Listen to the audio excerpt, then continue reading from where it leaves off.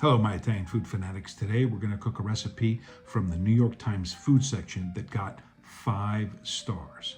It's a one-pot French onion rigatoni by Toni Chapman.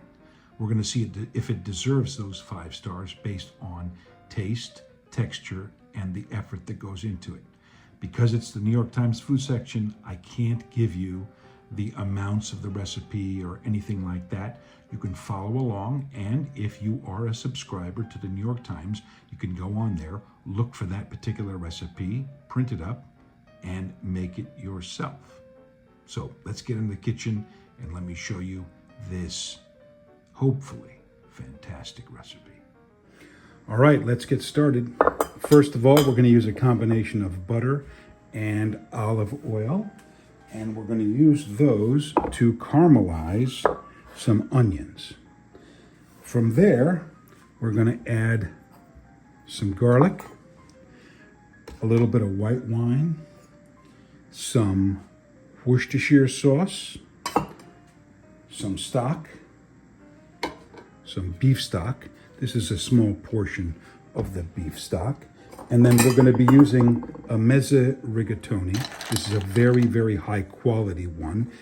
Bronze dyed, extruded, all right? And then of course we have a couple of cheeses, which are Parmesan and also Gruyere, which goes with the idea of the French onion. We're also going to add in, prior to that, a little bit of heavy cream and some fresh thyme. Now, I can't give you the amounts, as you well know, but you can find this recipe on the New York Times website. And we're going to cook it exactly the way the recipe states to cook it, regardless. If they, for example, in this case, Toni did not specify whether she wanted us to use large or small cloves or what have you, so I went with medium cloves of garlic. So where they don't specify, I go with my best judgment. So let's get on the stove and start cooking. So we add in our butter and our oil, and this is a cast iron or enameled pot, a Dutch oven, if you will. So we're going to let the butter melt, and then we'll add our onions. Okay, our butter has melted and liquidized. Now we're going to add in our onions, and we are going to, on medium heat, a little bit less, maybe medium-low, we're going to caramelize these. Now, I'm not going to take you through that whole process because this is the time-consuming part. If you're going to make French onion soup, it's also the time-consuming part. It could be started in the oven, but we're not going to go in that direction again. We're going to do it exactly the way Toni says to do it in the recipe. So we will slowly caramelize these onions, and I will come back and show you that when they are caramelized. Okay, here we are after quite some time. The onions are slowly breaking down. Okay, so these onions are starting to caramelize. Okay, I'm going to show you one last time before I totally caramelize these onions. That, look, you can see that if I move the onions aside, there are brown areas here that have caramelized. What you want to do is you want to take the onions and kind of just rub it like that, which is called essentially deglazing. You can see that it's beginning to caramelize here. I want to call your attention to something here.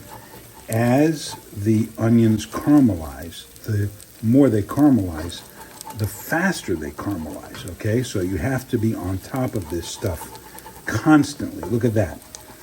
It isn't 2 minutes or even a half a minute before I scrape the bottom that it is ready to be scraped again. Okay, here we are. It says once the onions are deeply browned and jammy, we can continue. Now I can argue that these are pretty deeply browned and jammy, okay? Very, very soft.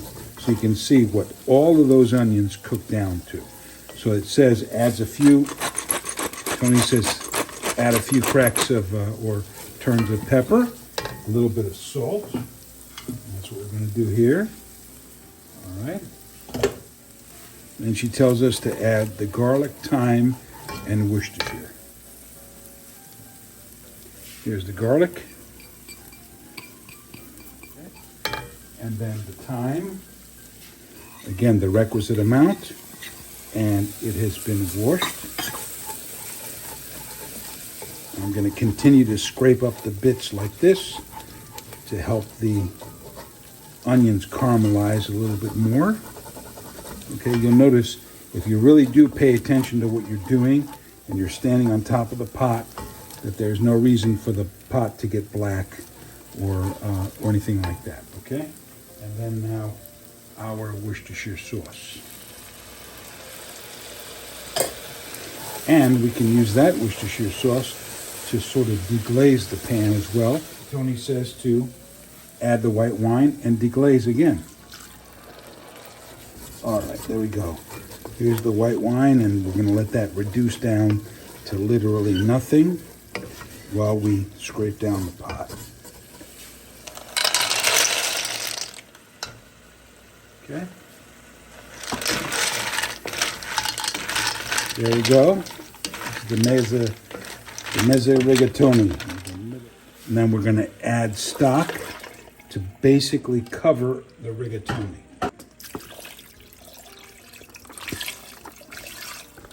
There we go.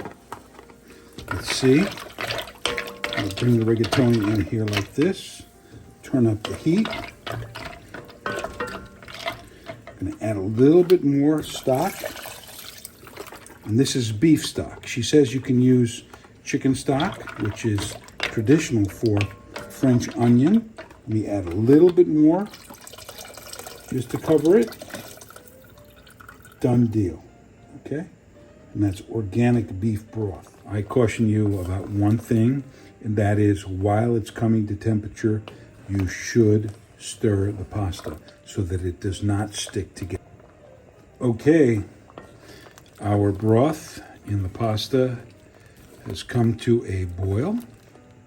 And what we're going to do, just like the instructions say, is we're going to turn it down to a simmer, and we're going to stir every 1 to 2 minutes. Okay, here we are. I just tasted the pasta. It is al dente, and it's perfect. We are going to add in our heavy cream.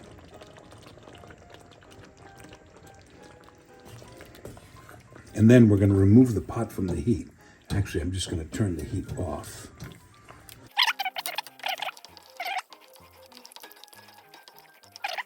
That stuff is not inexpensive. It is a premium price for the true Gruyere cheese. I buy only the actual Magilla, the real deal here. Okay? Once the Gruyere is incorporated, we're going to add in our Parmesan cheese.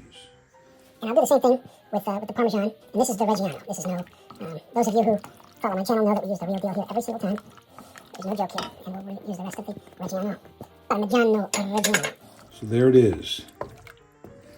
This is essentially, and I mean, I really followed exactly the way that Toni told us to make this dish. And it looks similar to the one that she has. So now it's time to plate it up. Let's plate it up and see how good it is.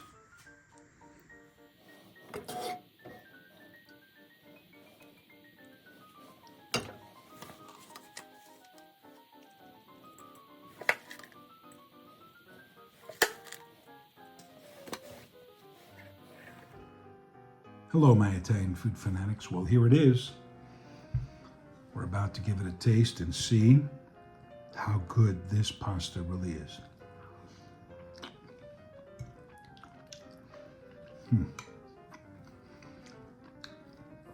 That has a wonderful flavor. But then again, with butter and cream and caramelized onions and Gruyere cheese and Parmesan, how else could it not have an excellent flavor? The flavor is there. There's a couple of issues that we have with this pasta. First and foremost, it is a soupy mess. Okay, pasta should not be this way. the sauce or the condimenti should complement the pasta. And the pasta is front and center, the star of the show. So I would take a couple of stars away. So to me, it is a 3-star pasta dish. However, I will give her the benefit of the doubt. Number one, we're not judging her as a person, we're judging the technique and the final product. I have followed the recipe to a T, and it creates the exact same thing that she has, a soupy mess. If you look at her Instagram video, that will prove it.